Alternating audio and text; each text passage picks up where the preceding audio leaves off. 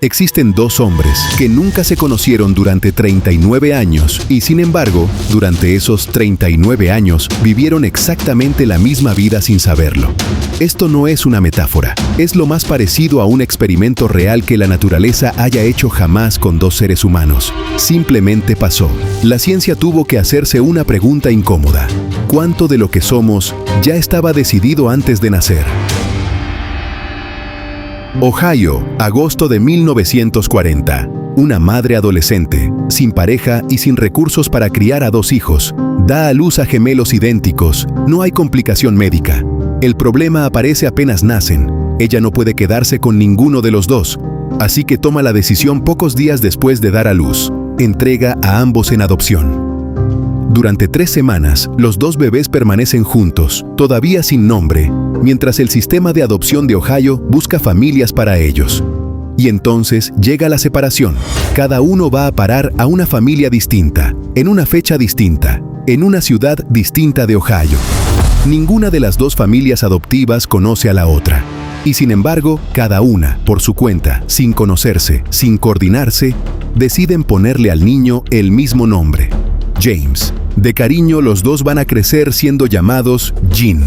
En 1979, a los 39 años, uno de los dos, Jim Lewis, empieza a hacer preguntas. Creció con la vaga idea de que podía existir un hermano gemelo en algún lugar.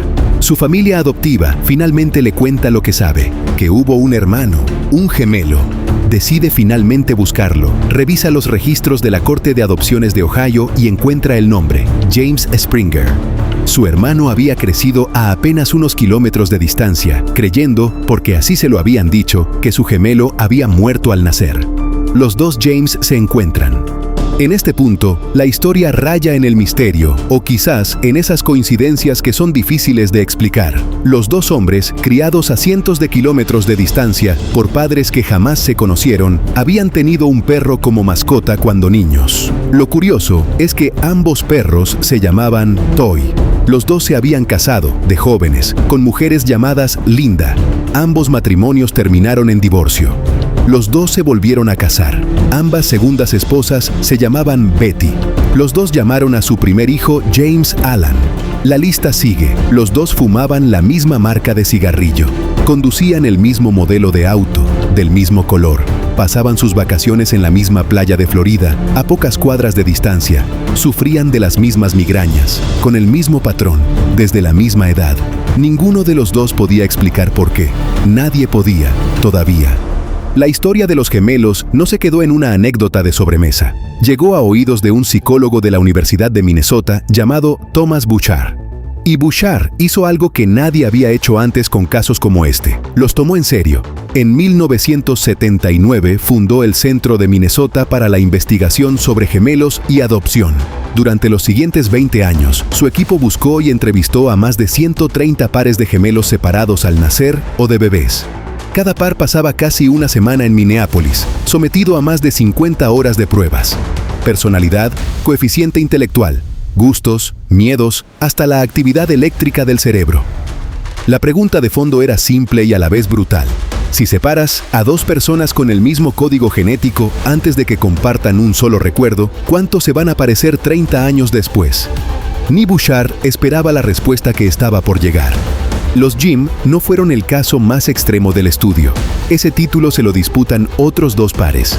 Vale la pena conocer sus historias, porque cada una aporta una nueva pieza al misterio y desafía la idea de que lo de los Jim fue solo una casualidad.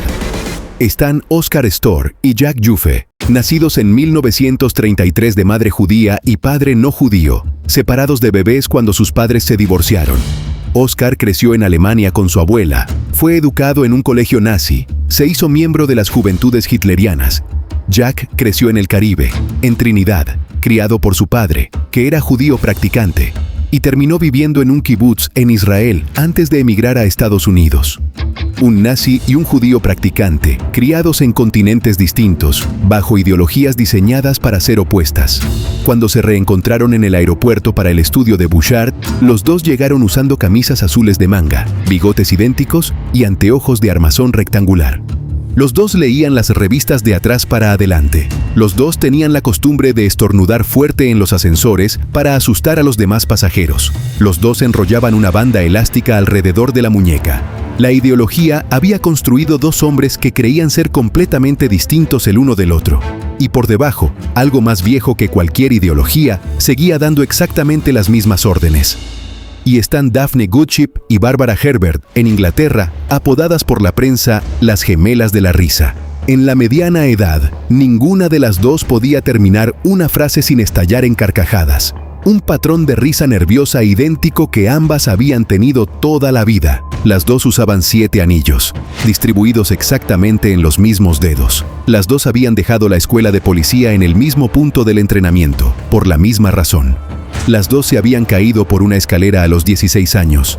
Cada nuevo par de gemelos que Bouchard entrevistaba no diluía el patrón, lo confirmaba. No todos en el círculo académico aceptaron el hallazgo. Otros psicólogos señalaron un problema real. La mente humana encuentra patrones incluso donde no los hay. Aseguraban que si uno entrevista a cualquier par de desconocidos durante 50 horas buscando coincidencias, probablemente las va a encontrar. Dos personas sin ninguna relación de sangre también podrían coincidir en la marca de cigarrillos o en el nombre del perro.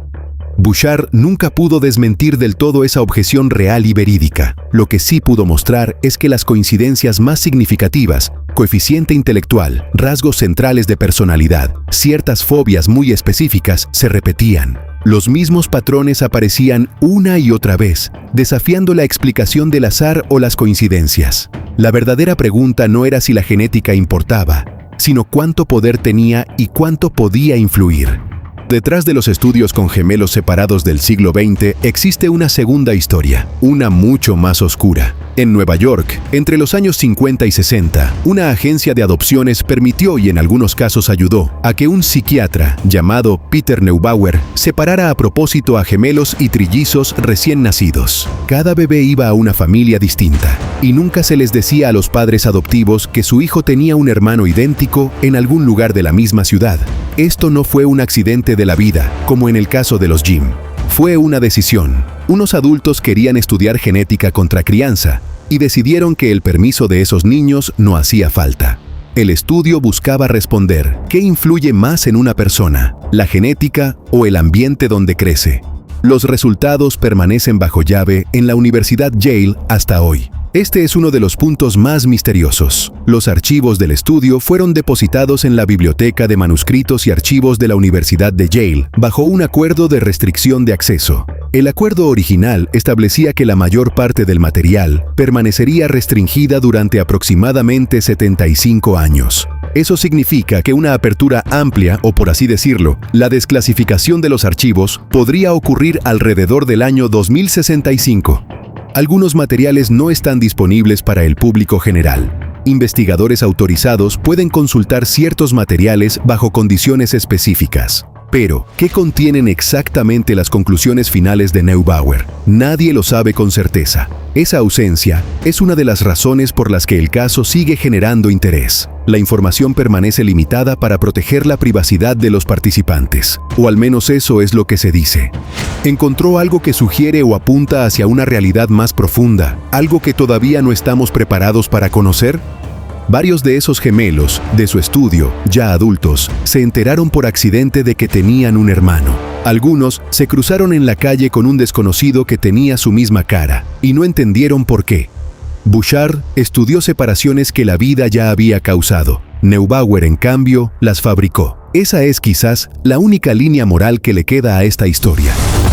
El estudio de Minnesota terminó analizando a más de 100 pares de gemelos separados al nacer y encontró una y otra vez ecos del mismo patrón inquietante: personalidad, temperamento, preferencias y gustos muy específicos apareciendo en ambos lados, incluso después de una separación que en teoría debería haberlo borrado todo. La conclusión incomodó a más de un investigador. Una porción sustancial de quienes somos no se decide en la infancia, ni en la familia que nos cría, ni en las decisiones que creemos estar tomando libremente.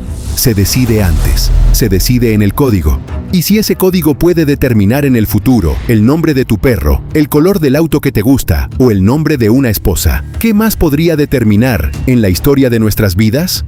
Hoy, Jim Springer y Jim Lewis tendrían casi 90 años. Después de aquella ola de fama de 1979, ambos volvieron a su normalidad en Ohio, y su vida pública simplemente desapareció.